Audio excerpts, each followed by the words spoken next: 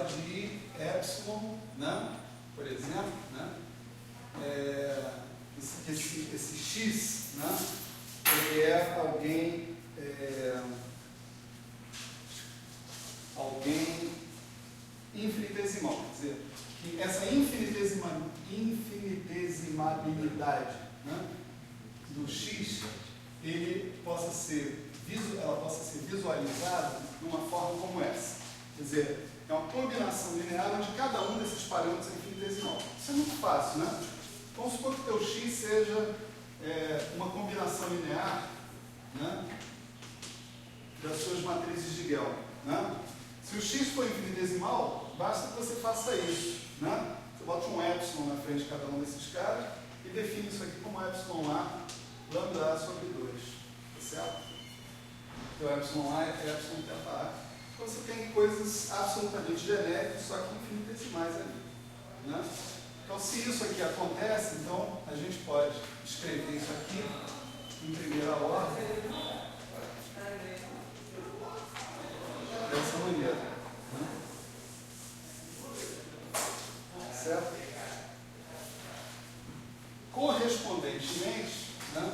Desculpa, mas matematicamente está completamente perfeito eu pegar uma transformação e multiplicar por um epsilon para tornar infinitesimal? Eu estou considerando uma transformação infinitesimal genérica. É isso que eu estou fazendo.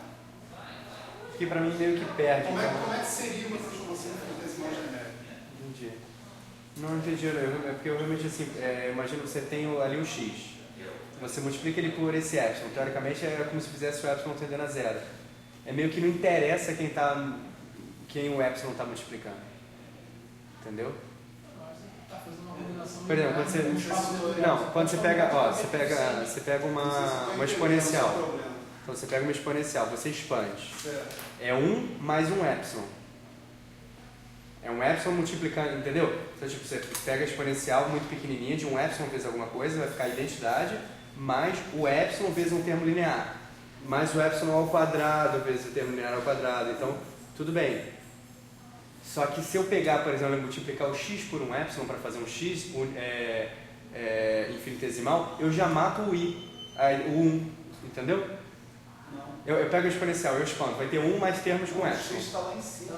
Mas você pegou o x ali e disse que para torná-lo infinitesimal e aparecer o epsilon a, eu multiplico ele por um epsilon. O x não está embaixo, o x está em cima da exponencial. Então, mas aí o x não é infinitesimal. Entendeu? Isso que eu não estou entendendo. Não, eu sei que é boa a pergunta. Uma transformação geral, né? R é exponencial de x, certo? Isso é geral. Tudo bem, mas o meu problema é com o x. Outra coisa geral, peraí.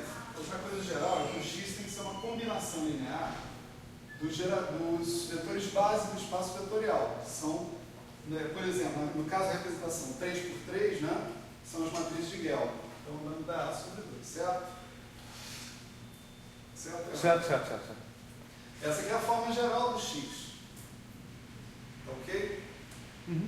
Agora, ponto.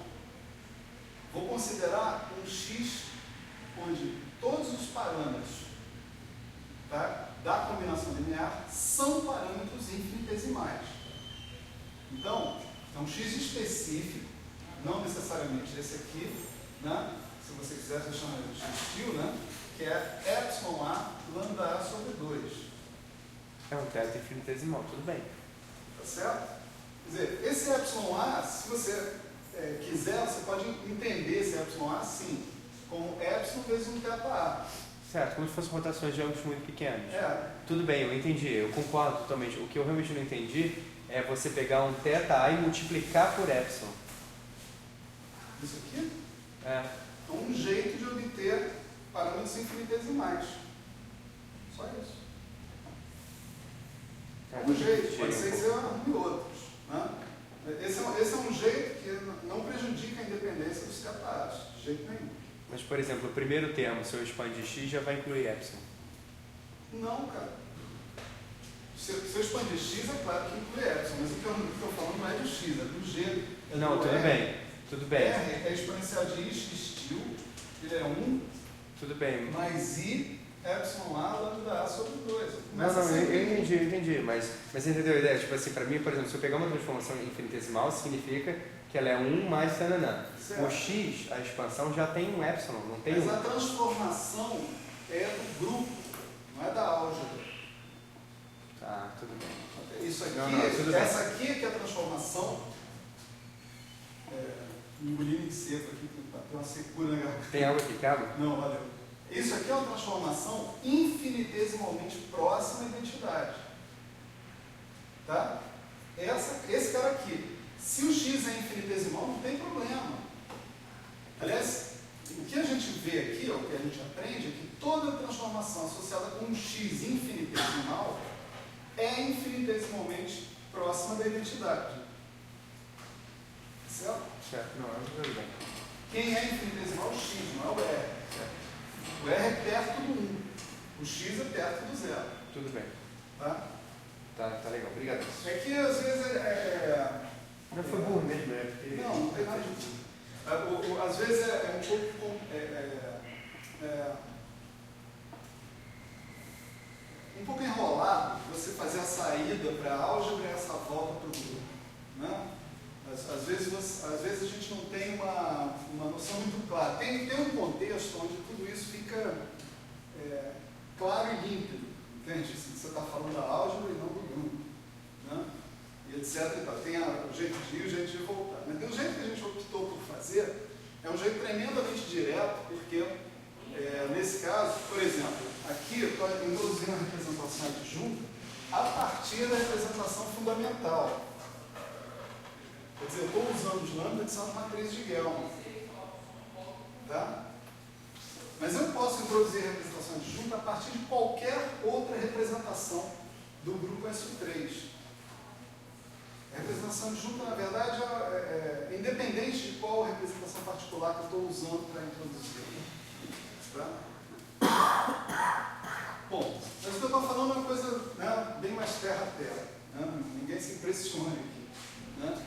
Estou falando o seguinte: vamos aplicar o que a gente sabe sobre a representação adjunta para uma transformação infinitesimal. Tá certo? E ver o que a gente consegue aprender com isso. Então, uma transformação infinitesimal é uma transformação desse tipo. Né? Você pode imaginar o seguinte, que uma matriz D, né, por exemplo, DBA, associada com esse R infinitesimal que está aqui, né, ela vai ter também uma expansão. Né? Se ela tem que representar o grupo, né, as coisas que acontecem com a transformação R têm que acontecer de alguma forma com a representação dele. Né? Isso aqui é uma matriz 8×8. Eu posso usar os mesmos argumentos para observar que tem uma álgebra de Lie associada também com ela, etc. Então, ela também pode ser escrita na forma exponencial de I vezes X. Né? Quer dizer, todo aquele assunto que a gente viu para a representação 3×3, eu posso fazer para essa representação também. E falar, olha, cada matriz dessas, cada matriz 8×8 dessas, também pode ser escrito como exponencial de x, onde x é uma matriz hermitiana de traço nulo 8×8. Certo? Certo ou errado? Grego ou russo? Como é que está? Isso que eu estou falando nesse momento. Isso que eu acabei de dizer. Está claro isso? Parece assim. Sim, é assim que eu gosto. Esse não é um curso de matemática, por mais parecido que seja, né? Mas não é. Os alunos não são matemáticos. Né? Então, ele vai ser, se ele estiver associado com uma transformação infinitesimal, ele vai ser perto da identidade que nessa representação aqui é a matriz, as componentes da matriz de identidade são representadas pela delta. Né? Delta BA mais, novamente, o I, epsilon A, isso aqui não é à toa. Né? Esses épsilons, se eles caracterizam a transformação nessa representação, eles vão caracterizar a transformação numa representação arbitrária. Tá certo? A parametrização que você faz, né, diz que cada R é caracterizado por 8 parâmetros reais. Esses 8 parâmetros reais caracterizam não só o R na representação fundamental, como o R ou B de R numa representação arbitrária. Eles estão coligados com a constante estrutura? Os epsilons, É, porque não. além deles, sei lá, outra coisa que seria a marca seria. Não, olha só, vamos devagar, olha só. As constantes de estrutura, elas caracterizam a lei de composição. Tipo assim, se você tiver um R de θ1 conjunto de tetas, né, de 8 tetas, multiplicar com R de θ2, isso dá um R de φ de θ1, θ2. Tá certo? Quem as constantes de estrutura caracterizam é esse φ, completamente. Dadas as constantes de estrutura, você é capaz de calcular essa lei de composição que pega os parâmetros de um cara e os parâmetros do outro. Tá certo? Agora, se eu tiver uma outra representação, né? Deixa eu ver a notação que a gente usou aqui, G, né? Se eu tiver uma outra representação, o G de R1 vai ser um G de R1 de θ1. E, portanto, um certo G de θ1. Tá certo? O G de R2 é um G de θ2, e isso, portanto, tem que dar o G de φ de θ1, θ2. Tá certo? Então, a lei de composição continua sendo a mesma e, portanto, é caracterizada inteiramente pelas constantes de estrutura. Tá certo? Agora, o θ1 e o θ2, né, caracterizam o elemento do qual você está falando, o elemento do SO3 do qual você está falando. Caracterizam nessa representação, que é a 3 por 3, ou nessa representação, que é uma N por N, independente. Então, isso é importante. Se epsilon são os parâmetros que caracterizam a transformação, né, na representação 3 por 3, eles também vão caracterizar o mesmo elemento, o elemento associado, na representação 8 por 8, ou na representação N por N. Certo? O que vai sobrar aqui, né? Deixa eu ver o que eu usei para falar sobre isso.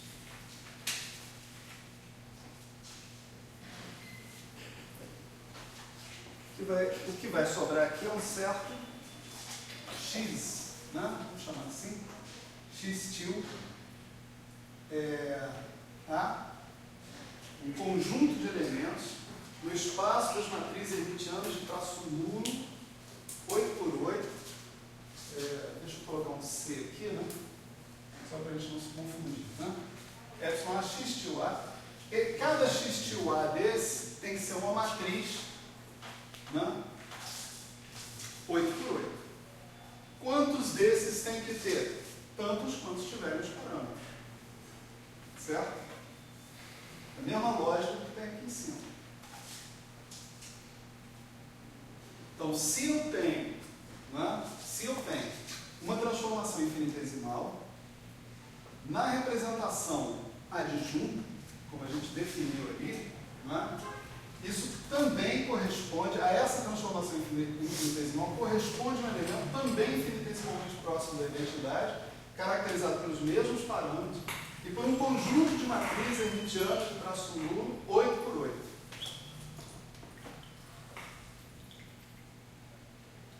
Certo? E agora, maravilha das maravilhas, olha só.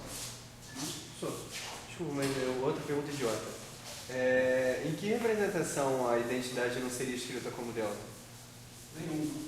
Então, não é que você falou aqui nessa representação escrita aí? Nessa representação E em todas? Né? Em todas. Né?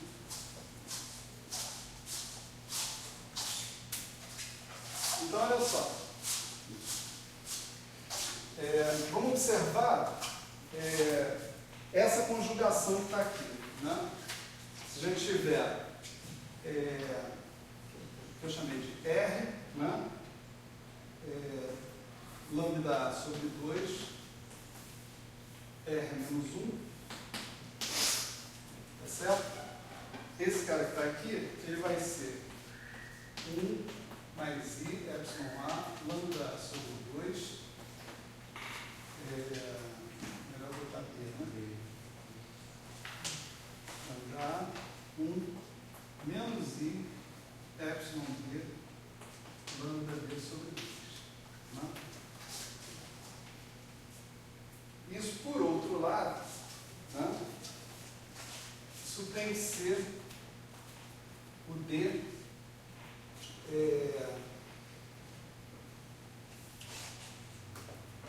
AB,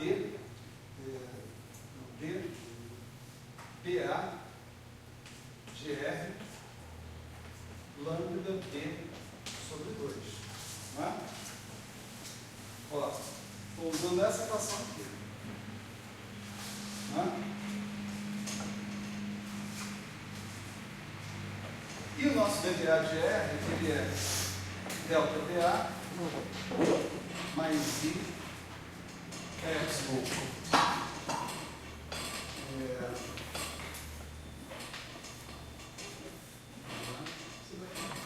Por que você usou linhas condicionadas na Porque, bom, estou me antecipando. A rigor, eu precisaria fazer isso aqui, né? Lambda C justamente para não ter confusão. O problema é que quando eu tiver o termo de ordem epsilon 2, ele não vai colaborar, porque a gente está parando em ordem epsilon. Tá certo? Então eu só preciso levantar essa ambiguidade, né, até a primeira hora. Mas tudo bem, deixa ele aqui, não tem problema. Né? Então é delta dA, mais aqui eu tenho que trocar epsilon C, x tio C, BA. Certo? Tudo isso multiplica o lambda B sobre 2. Certo? Então a gente está usando o raciocínio original que a gente usou na representação adjunta, né? Mais a informação de que se eu tenho uma transformação infinitesimal na representação 3-dimensional, eu vou ter uma transformação infinitesimal associada na representação que eu estou escolhendo aí, que no caso é a 8-dimensional. Né? E essa representação ela tem que ser descrita pelo mesmo conjunto de parâmetros. Tá certo? Essa transformação tem que ser descrita pelo mesmo conjunto de parâmetros, para poder dizer que estou falando a mesma coisa. Então aqui é só fazer uma expansão simples, né? Então você vai ver, ó, lambda 1, né? Dá o próprio lambda sobre 2, né? Aí depois você tem aqui, ó, I epsilon B, lambda B sobre 2, lambda A vezes 1, né? Esse vezes esse. Né? Então você tem mais I epsilon B, lambda B sobre 2, lambda sobre 2. Né? O próximo termo de ordem epsilon é 1 vezes lambda A sobre 2 vezes esse cara. Né? Então você vai ter, né, epsilon C, lambda A, lambda C, né, sobre 2 sobre 2. Né? Só que para eu colocar os dois debaixo do mesmo epsilon, né, com epsilon em evidência, eu vou ter que trocar esse índice mudo aqui de C para D, que eu já tinha feito antes. Mas foi bom falar agora, porque agora fica bem claro aqui a razão de ter feito antes. Né? Então aqui vai aparecer o sinal de menos, devido a esse cara aqui, e vai aparecer o lambda A, lambda B sobre 2. Tá certo? E o terceiro termo vai ser epsilon B, epsilon C, lambda B, lambda A, lambda C, mas esse termo de segunda ordem epsilon está fora da nossa brincadeira. Né? Bom, esse cara que está aqui, né, então aparece como o comutador de lambda A sobre 2 com lambda B sobre 2. Eu vou ter um sinal de menos aqui para ficar AB, né, na direção de AB. Vamos olhar o outro lado agora. Né? Do outro lado você tem delta BA, lambda B sobre 2. Então isso aqui dá lambda A sobre 2. Né? E tem esse termo de ordem epsilon. Né? Então você tem mais I epsilon C x tio C BA, né? Lambda B sobre 2. Né? Ok, olha só. Eu quero comparar os dois lados dessa equação. Eu tenho lambda A sobre 2 menos isso é igual a lambda A sobre 2 mais isso. Né? É claro que isso tem que ser igual a isso. Tá certo?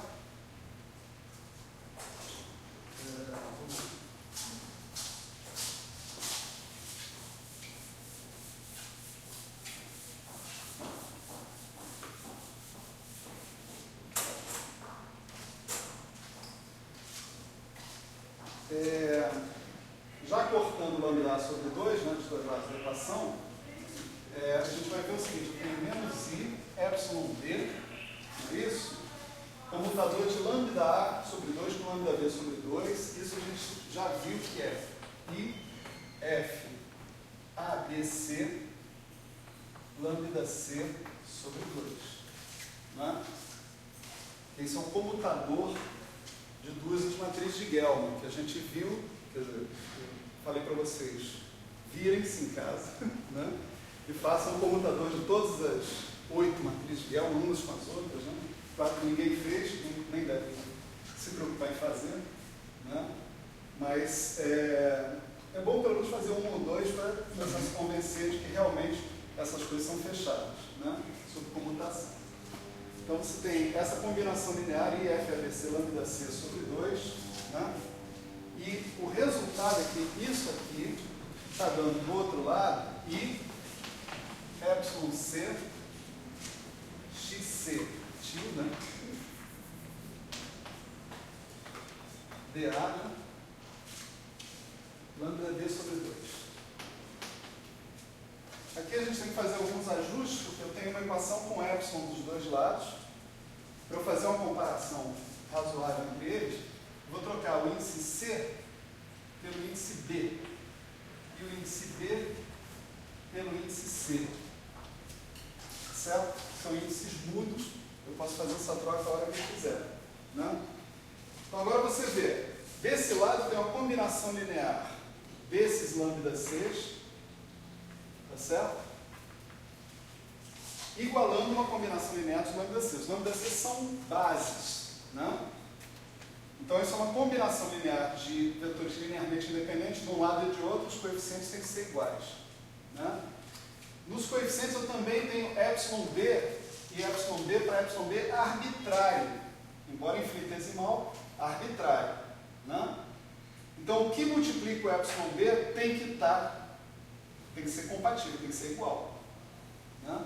Então, o que eu descubro aqui, né, é que FABC, que é o que sobra desse lado, é igual a I X til B CA. Certo? Se eu quiser isolar o X til B, né, então o X til B CA é menos I FABC, né? Tem uma coisa a fazer aqui para deixar isso mais bandeiroso ainda. Eu vou pegar e passar o B para cá, o C para cá e o A para cá. Certo? Quando eu fizer isso, trocar B por A, eu troco de sinal, porque esses F são completamente antissimétricos. Quando eu trocar C por A, eu troco de sinal de novo, tá certo? Então eu mantenho esse sinal de menos aqui, tá certo? Então é legal ficar nessa forma, porque ela é mnemonicamente mais favorável, né? A componente CA da matriz X til B, né? X til B CA é F BCA. Né?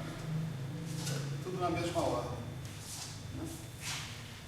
Então é o seguinte, se alguém perguntar para vocês, né, quem são, né, os geradores na representação adjunta, você já tem essa resposta. São essas matrizes 8×8. Tá certo? Dado que esses caras aí são antissimétricos, tá certo? Olha a presença do I aqui, né? Se você calcular o Dagger numa matriz dessa, você vai transpor, quando transpõe troca de sinal, mas quando conjuga o I também troca de sinal, de modo que esses caras são hermitianos. Então esse X til, né?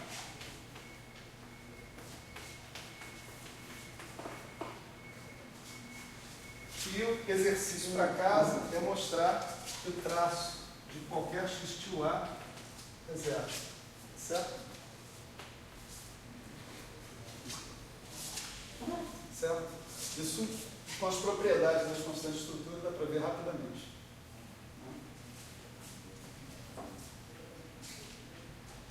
Bom, olha isso aconteceu, né? Um D genérico, agora eu não estou botando os índices de propósito, tá? De uma R desses, ele é exponencial de I θ A x tio A. Dá-me um θ A, né? E eu tirarei um D de R, né? Porque eu já conheço as matrizes x tio completamente, essas matrizes 8×8. Matou a representação adjunta. A representação adjunta está, né, completamente definida. Certo?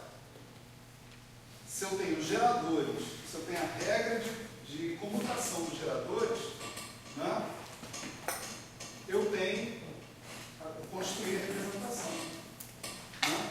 Ah, faltou uma coisinha. Né? Outro exercício para casa é o seguinte. Né? Não vamos fazer agora. Faço com vocês, se tiverem dificuldade, a gente discute aqui durante a aula. Né? Se você pegar o x tio A e comutar com o x tio B, o resultado que você vai obter é IFABC x tio C. Exatamente isso. Isso aqui, duas coisas têm que ser lembradas, né? X tio A, x tio B, componente CD, né? Isso aqui é x tio A, CE, x tio B, D. Né?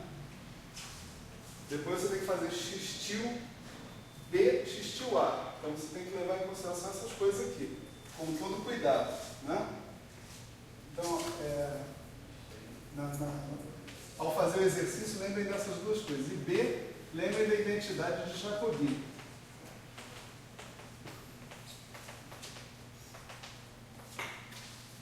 A identidade de Jacobi, ou de Jacobi, né, como diz meu amigo Ascioli,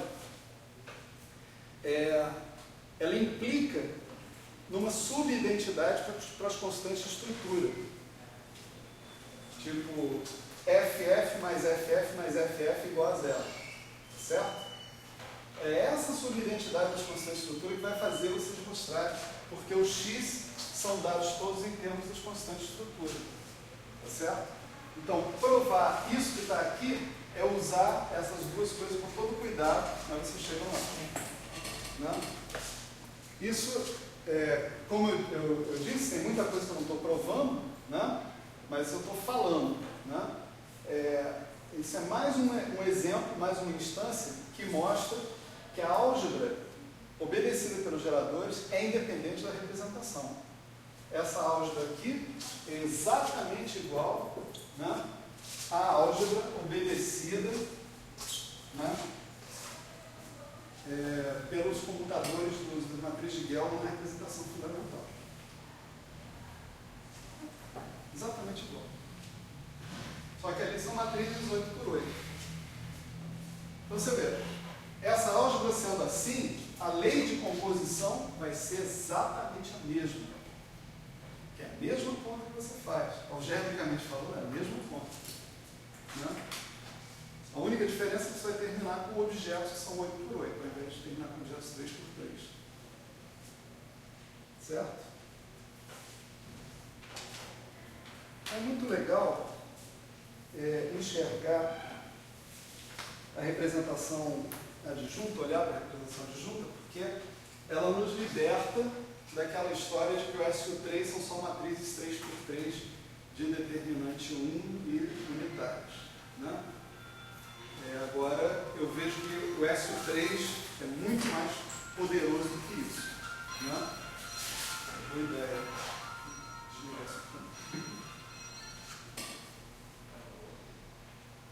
Então agora a próxima pergunta que a gente vai se colocar aqui vai ser a seguinte. Né?